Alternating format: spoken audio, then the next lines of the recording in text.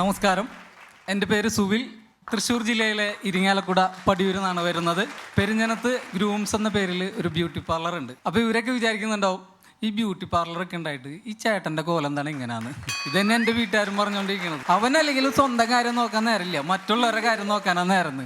ഇന്ന് രാവിലെയും കൂടെ അത് പറഞ്ഞുള്ളൂ. സ്റ്റാൻഡപ്പ് കോമഡി അവതരിപ്പിക്കാൻ നിൽക്കുന്നത് ഞാൻ ആദ്യമായിട്ടാണ്. പക്ഷെ എൻ്റെ ജീവിതത്തിൽ ഒരുപാട് സ്റ്റാൻഡപ്പ് കോമഡികൾ സംഭവിച്ചിട്ടുണ്ട്. സ്കൂളിൽ പഠിക്കുമ്പോൾ ബാക്ക് ബെഞ്ചിലിരുന്ന് കലവില കൂട്ടും. അപ്പോൾ ക്ലാസ് ടീച്ചർ ഒരു ആക്രോശമുണ്ട്, സുവിൽ സ്റ്റാൻഡപ്പ് എന്ന് പറയും. ആ നേരത്ത് എലി പുന്നല് കണ്ടോണം എൻ്റെ ഒരു സ്റ്റാൻഡപ്പ് ഉണ്ട്. ഇത് മറ്റുള്ള കുട്ടികൾക്ക് ഒരു കോമഡി ആയിട്ട് തോന്നാറുണ്ട്. ഇതാണ് ഞാനും സ്റ്റാൻഡപ്പ് കോമഡി ആയിട്ടുള്ളൊരു ബന്ധം എന്ന് പറയുന്നത്. എന്നുവെച്ച് ഈ ഷോ തന്നെ പുറത്താക്കരുത്. കാരണം ഈ ഷോയെ സാമ്പത്തികമായിട്ട് സഹായിച്ചുകൊണ്ടിരിക്കുന്ന ഒരു വ്യക്തിയാണ് ഞാൻ. എങ്ങനെയാന്ന് വെച്ച് കഴിഞ്ഞാൽ യൂട്യൂബിൽ അപ്ലോഡ് ചെയ്യുന്ന വീഡിയോസുകൾ കണ്ടുകൊണ്ടിരിക്കുമ്പോൾ അതിൻ്റെ ഇടയിൽ വരുന്ന പരസ്യങ്ങൾ ഒരെണ്ണം പോലും സ്കിപ്പ് ചെയ്യാതെ കാണുന്ന ഒരാളാണ് ഞാൻ. അതിന് പ്രത്യേകിച്ച് നന്ദിയൊന്നും വേണ്ട, ഈ ഷോയിൽ എന്നെ പരിഗണിച്ചാൽ മാത്രം മതി. ചെറുപ്പം മുതലുള്ള ഒരു ഉപദേശി സുഹൃത്തിനെ കുറിച്ച് പറയാനാണ് ഞാനിവിടെ വന്നിട്ടുള്ളത്. ചെവിട്ടിൽ മൂട്ട പോയ പോലെയാണ് അവൻ്റെ ഉപദേശം എന്ന് പറയുന്നത്. പതിരിപ്പിള്ളി വെള്ളച്ചാട്ടം കാണാൻ അവനെയും കൊണ്ട് പോയി കഴിഞ്ഞാൽ ഞങ്ങളെല്ലാവരും കൂടി അവനോട് ഒരൊറ്റ കാര്യം പറയുള്ളൂ, ഡാ നീ കുറച്ചു നേരം ഒന്നും മിണ്ടാണ്ടിക്കണെങ്കിലേ ഈ വെള്ളച്ചാട്ടത്തിൻ്റെ ശബ്ദം ഒന്ന് കേൾക്കാനായിരുന്നു. അത്രയ്ക്ക് വെറുപ്പിക്കലായിരുന്നു ഇവൻ്റെ ഉപദേശം എന്ന് പറയുന്നത്. ഇവൻ്റെ ഈ ഉപദേശവും സൽപ്രവർത്തിയും കാരണം നാട്ടിൽ അത്യാവശ്യം ഉടായ്പ് കാണിച്ച് നടന്നിരുന്ന എനിക്കൊന്നും വഴി നടക്കാൻ പറ്റാത്ത അവസ്ഥയിലായിരുന്നു. ഉദാഹരണത്തിന് ഞാനും അവനും റോട്ടിൽ കൂടെ നടന്നു വരുന്നു. എതിരെ നിന്ന് എൻ്റെ അച്ഛനും വരുന്നുണ്ട്. ഞങ്ങൾ രണ്ടുപേരും ഒരുമിച്ച് കണ്ടു കഴിഞ്ഞാൽ അച്ഛൻ്റെ മുഖഭാവം എന്ന് പറയുന്നത് ഈ പൂച്ചേനെ പിടിച്ച് പട്ടിയുടെ മുന്നിൽ കിട്ടുകൊടുക്കുമ്പോൾ ഉണ്ടാവുന്നൊരു മുഖഭാവം ഉണ്ടല്ലോ, അതുപോലെയാണ്. പോരാത്തതിനൊരു ഡോയിലാകും, അവനെ കണ്ട് പഠിക്കടാ എന്ന് പറയും. അതുപോലെ തന്നെ കൗമാരപ്രായത്തിൽ കഷ്ടപ്പെട്ട് സംഘടിപ്പിച്ച് ഒരു മുറിവീടൊക്കെ വലിച്ചുകൊണ്ടിരിക്കുകയായിരിക്കും. അപ്പോൾ ഈ വേട്ടമ്പള്ളി വന്നിട്ട് അത് തട്ടിക്കളയും. എന്നിട്ട് അവൻ്റെ ഒരു ഒടുക്കത്ത് ഉപദേശമുണ്ട്, എന്തു തോൽവിയടത്, ഇങ്ങനെ പോയാൽ നിങ്ങൾ നാളത്തെ ലഹരിയുടെ അടിമകളാണ് കേട്ടാ. ഞങ്ങൾ അവനിങ്ങനെ നോക്കും. ഉപദേശിക്കാനായിട്ട് വലിഞ്ഞു കയറി വന്ന പോലെയാണ് അവൻ്റെ ഓരോ പ്രവർത്തനങ്ങൾ. ഇങ്ങനെ ഉപദേശിച്ച് നടന്നിരുന്ന ആ സുഹൃത്ത് ഇന്ന് നിരോധിത പുകയില ഉൽപ്പന്നങ്ങളുടെ ഹോൾസെയിൽ ഡീലറാണ്.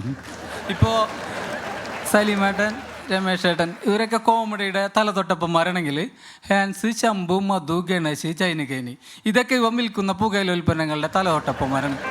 രമേശ് ഏട്ടാ, ഇതൊരു ചെറിയ കളിയല്ല, വലിയ കളിയാണ്. സ്വന്തമായിട്ട് വാട്സപ്പ് ഗ്രൂപ്പ് വരെ ഉണ്ട് അവന് കസ്റ്റമർക്ക് വേണ്ടിയിട്ട്. പിന്നെ അവൻ ഡെയിലി ഇടുന്ന ഓരോ സ്റ്റാറ്റസ് സ്പോട്ട് ഡെലിവറി ഉണ്ടായിരിക്കുന്നതാണ്. നിങ്ങൾ എവിടെ ചിന്തിക്കുന്നുവോ അവിടെ സാധനം എത്തും. ആമസോണും ഫ്ലിപ്കാർട്ടും പോലും കൊടുക്കാത്ത ഓഫറുകളാണ് അവൻ കൊടുത്തുകൊണ്ടിരിക്കുന്നത്. പിന്നെ ആരെ മുമ്പിലും തലകുനിക്കാത്ത അവൻ സിനിമാ തിയേറ്ററിൽ എന്ന് തലകുമ്പിട്ടിരിക്കുള്ളൂ. ഈ ശ്വാസകോശം സ്പോഞ്ച് പോലെയാണെന്നുള്ള ഒരു പരസ്യം വരില്ലേ, അപ്പോൾ ഞാൻ ചോദിക്കും, ഇതെന്തിനാണ് അത് ഇങ്ങനെ തലകുമ്പിട്ടിരിക്കണേ? അപ്പോൾ അവൻ പറയാ കുറ്റബോധം കൊണ്ടാന്ന്. അപ്പം ഞാൻ പറഞ്ഞു, അങ്ങനെയാണെങ്കിൽ നിനക്ക് ഈ പണി നിർത്തിക്കൂടെ? ഞാനില്ലെങ്കിലേ ടോയ്ലറ്റിൽ പോകാൻ പറ്റാത്ത ഒരുപാട് കസ്റ്റമേഴ്സ് ഉണ്ടെന്ന്, ഈ സാധനം വെച്ചാൽ ടോയ്ലറ്റിൽ പോകാൻ പറ്റുള്ളൂ. അപ്പം നിങ്ങളൊക്കെ വിചാരിക്കുന്നുണ്ടാവും ഇവനൊന്നും പോലീസ് പിടിക്കില്ലേന്ന്. പിന്നല്ല, പലതവണ പോലീസ് ഓടിച്ചിട്ട് പിടിച്ചിട്ടുണ്ട്. എന്നാലും ഇവൻ്റെ വിൽപ്പനയ്ക്ക് ഒരു കുറവില്ല. പണ്ട് അവനെ കണ്ടുപിടിക്കണം എന്ന് പറഞ്ഞ് നടന്നിരുന്ന എൻ്റെ അച്ഛൻ ഇപ്പം എന്നോട് പറയുന്നത്, നീ എങ്ങാനും അവൻ്റെ പോലെ ആയിട്ടുണ്ടെങ്കിൽ കഷ്ടപ്പാടിൽ നിന്ന് കുറച്ച് കാശൊക്കെ ആകുമ്പോൾ എല്ലിൻ്റെ ഇടയിൽ കുത്തുന്ന സ്വാഭാവികമാണല്ലോ, എല്ലാവരും ഇല്ല, ചിലരുടെ. അങ്ങനെ ഇവൻ്റെ എല്ലിൻ്റെ ഇടയിലും കുത്തി. അത് സുഹൃത്തായ എൻ്റെ ഉറക്കം കിടത്തി എന്ന് പറയുന്നതായിരിക്കും ശരി. രാത്രി 2 മണിക്കൊക്കെ വിളിച്ച് ഇവൻ്റെ സങ്കടം പറയാൻ തുടങ്ങും. ഇവിടെ സ്ത്രീയെക്കുറിച്ചും പ്രകൃതിനെക്കുറിച്ചും എന്ന് വേണ്ട പലതിനെക്കുറിച്ചും ഇവിടെ ആൾക്കാർ കവിതകൾ എഴുതിയിട്ടുണ്ട്. എന്നാൽ എന്നെ ഞാനാക്കിയ എൻ്റെ ഹാൻസിനെ കുറിച്ച് മാത്രം ആരും കവിത എഴുതിയിട്ടില്ല. സങ്കടകരമായ അവസ്ഥ. ആ നേരത്തെ ആ വേട്ടമ്പള്ളിനെ ഒഴിവാക്കാൻ പറഞ്ഞ്, എന്നാൽ ഒരു കാര്യം ചെയ്യുന്നു, ഈ എന്നെ അങ്ങോട്ട് എഴുതുമെന്ന് പറഞ്ഞു. ഒഴിവാക്കാൻ പറഞ്ഞതാണെങ്കിലും അവനത് സീരിയസ് ആയിട്ട് എടുത്ത്. 2 ദിവസം കഴിഞ്ഞപ്പോൾ ഒരു പേപ്പറിൽ എന്തൊക്കെ എഴുതി കൊണ്ടുവന്നിട്ടുണ്ട്. എന്നിട്ട് വളരെ ഗൗരവമായിട്ട് അത് ചൊല്ലി കേൾപ്പിക്കാൻ തുടങ്ങി. പ്രശസ്ത കവി ONV സാറിനോട് ക്ഷമ ചോദിച്ചുകൊണ്ട് ഞാനത് ക്ഷമയോടെ കേട്ടിരുന്നു. ഉണ്ണി കടയിൽ കയറുന്നു, 100 നോട്ട് കൊടുക്കുന്നു. ഉണ്ണി എന്ന് പറയുന്നത് ഇവൻ്റെ സ്ഥിരം ഹാൻസ് വാങ്ങിക്കുന്ന കസ്റ്റമർ ഉണ്ടാവും.